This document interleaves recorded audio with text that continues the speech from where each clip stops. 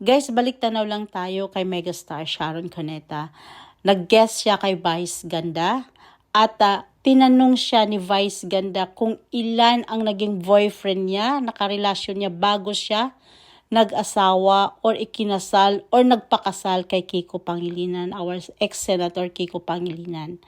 At may sinabi pa si Sharon Cuneta na hindi mo makilala ang isang babae at lalaki kung hindi mo siya maging boyfriend or girlfriend.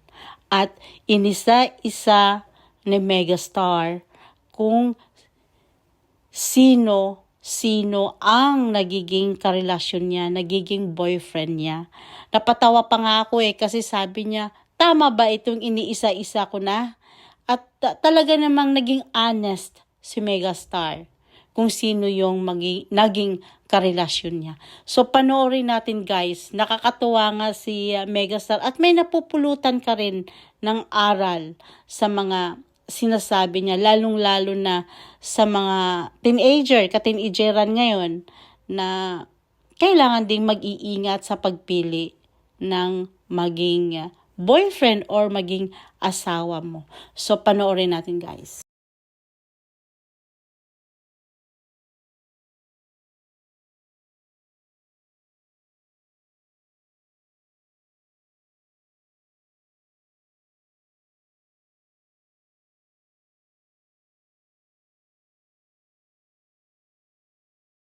Makikilala ang tunay na ugali ng babae o lalaki unless maging boyfriend or girlfriend mo. Ko si Albert, hanggang phone lang kami noon. Kaya siya yung gusto ko sana sa Dear Heart. Busy siya.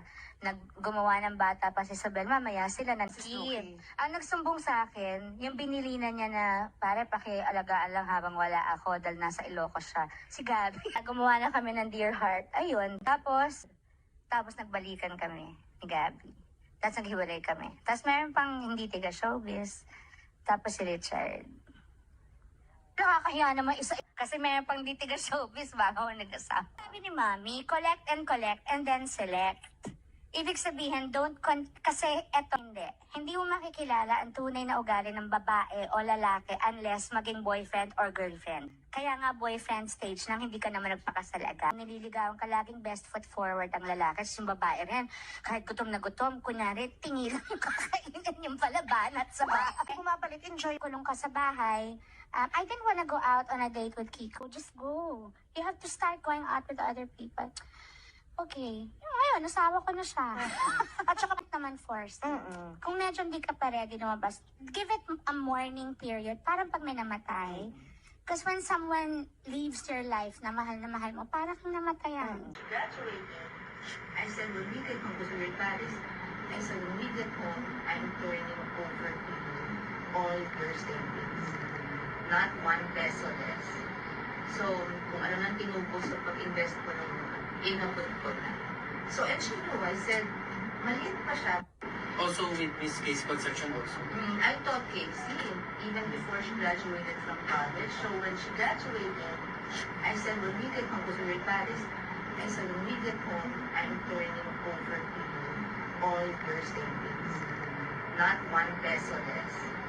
So, kung ano nang tinubos sa pag-invest ko ng inabot ko na.